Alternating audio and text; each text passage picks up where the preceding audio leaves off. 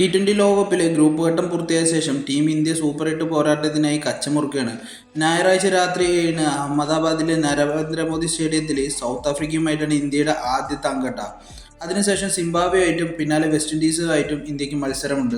എന്നാൽ ഗ്രൂപ്പ് ഘട്ടത്തിൽ കളിച്ച മത്സരങ്ങൾ എടുത്താൽ സ്പിന്നർമാർ ഇന്ത്യയെ ശരിക്കും വെള്ളം കുടിപ്പിച്ചതായി കാണാം. പാകിസ്ഥാൻ മാത്രമല്ല, ഗ്രൂപ്പിലെ ശേഷിച്ച 3 അസോസിയേറ്റ് ടീമുകളുടെ സ്പിന്നർമാരും ഇന്ത്യയുടെ ലോകോത്തര ബാറ്റിംഗ് നിര ശരിക്കും പാടുപെട്ടു കേട്ടോ. ഇക്കാര്യം തുറന്ന് സമ്മതിച്ചിരിക്കുകയാണ് അസിസ്റ്റന്റ് കോച്ചായ റയൻ ടെൻഡർസ്കാട്ട്. മാത്രമല്ല, ടൂർണമെന്റിൽ ഇതിനകം കളിച്ച 4 മത്സരങ്ങളിലും 3 മത്സരങ്ങൾ ബെഞ്ചിലിരിക്കേണ്ടി വന്ന മലയാളി താരം സഞ്ജു സാംസൺ ഇനി പരീക്ഷിക്കാനിടയുണ്ടെന്ന വമ്പൻ സൂചനകളും അദ്ദേഹം നൽകിയിട്ടുണ്ട്. ഇതോടെ സൂപ്പർ 8-ൽ സഞ്ജുവിനെ കാണാനുള്ള സാധ്യതകളും വർദ്ധിച്ചിരിക്കുകയാണ് കേട്ടോ. അതുമാത്രമല്ല, സൂപ്പർ 8-ൽ ഇന്ത്യൻ ടീം ഏറ്റുമുട്ടാനായിട്ട് പോകുന്നത് west Indies, south Africa, Zimbabwe ഈ 3 ടീമുകളുടെ കൂടെയാണ്.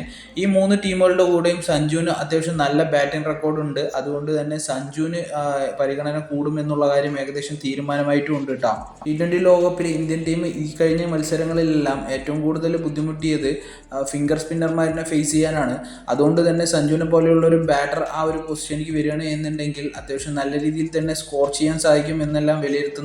അതുമാത്രമല്ല, പ്ലേയിങ് 11-ൽ വലങ്കയും ബാറ്റ്സ്മാൻമാർ കുറയുന്നതും ഇതിന് കാര്യമായിട്ട് ബാധിക്കുന്നുണ്ട് എന്നുള്ള വിലയിരുത്തൽ കൂടിയുണ്ട്.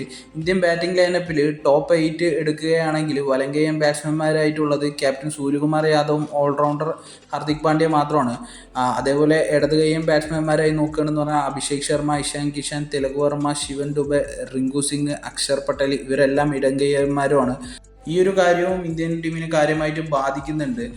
ഓപ്പോസിറ്റ് ബോളർമാർക്ക് ഇടങ്കയും ബാറ്റ്സ്മാൻമാരിനെ മാത്രം കാര്യമായിട്ട് പരിശീലിച്ചാൽ മതി, വലങ്കയും ബാറ്റ്സ്മാൻമാരിനെ കാര്യമായിട്ട് പരിശീലിക്കേണ്ടതില്ല. ഈ കാര്യങ്ങളെല്ലാം ഫിക്സ് ചെയ്യേണ്ടതുണ്ട്. ഈ കാര്യങ്ങളെല്ലാം ഫിക്സ് ചെയ്യുന്നതിന് വേണ്ടിയിട്ട് തന്നെ സഞ്ജു സാംസനെ പ്ലേയിങ് 11-ൽ കൊണ്ടുവരാനുള്ള ചാൻസ് ഏറെയാണ്.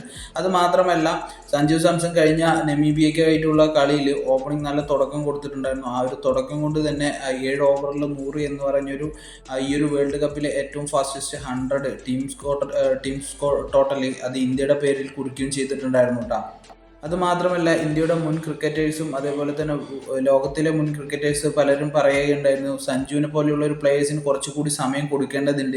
കാരണം അദ്ദേഹം ആ ഒരു ഫോമിലേക്ക് വരേണ്ട ഒരു സമയം ഉണ്ടായിരുന്നു. ആ ഒരു സമയത്ത് മാറ്റുന്നത് ശരിയല്ല എന്നുള്ള ചർച്ചകളൊക്കെ പലരും പറഞ്ഞിട്ടുണ്ടായിരുന്നു. അതുകൊണ്ട് തന്നെ ടീമിൻ്റെ ഇപ്പോഴത്തെ ഒരു അവസ്ഥയും സൂപ്പർ 8 എന്ന് പറഞ്ഞൊരു കടമ്പ കടക്കേണ്ടതുണ്ട്. ആ ഒരു കടമ്പ കടക്കുന്നതിനൊക്കെ വേണ്ടിയിട്ട് ടീം ഇങ്ങനൊരു പരീക്ഷണത്തിന് ഒരുങ്ങുമെന്ന് വിചാരിക്കാം. അഥവാ സഞ്ജുവിനെ പരിഗണിക്കുകയാണ് എന്നുണ്ടെങ്കിൽ ഓപ്പണിംഗ് സ്ഥാനത്തിലേക്ക് തന്നെ പരിഗണിക്കണമെന്നുമില്ല. കാരണം എന്തെന്ന് പറഞ്ഞാൽ തിലക് വർമ്മയും അവിടെ അത്യാവശ്യം ലോ സ്കോറിങ്ങിൽ പോയിക്കൊണ്ടിരിക്കുകയാണ്. അത് ടീമിനെ കാര്യമായിട്ട് ബാധിക്കുന്നുണ്ട് എന്നുള്ള വിലയിരുത്തലുകളൊക്കെ വരുന്നുണ്ട്. അങ്ങനെയാണ് എന്നുണ്ടെങ്കിൽ 1 ഡൗണിലേക്ക് സഞ്ജു സാംസനെ കൊണ്ടുവന്നിട്ട് തിലക് വർമ്മനെ മിഡിൽ ഓർഡറിലേക്ക് ഇറക്കാനും ചാൻസ് ഉണ്ട് എന്നുള്ള ചർച്ചകളൊക്കെയാണ് വന്നുകൊണ്ടിരിക്കുന്നത്.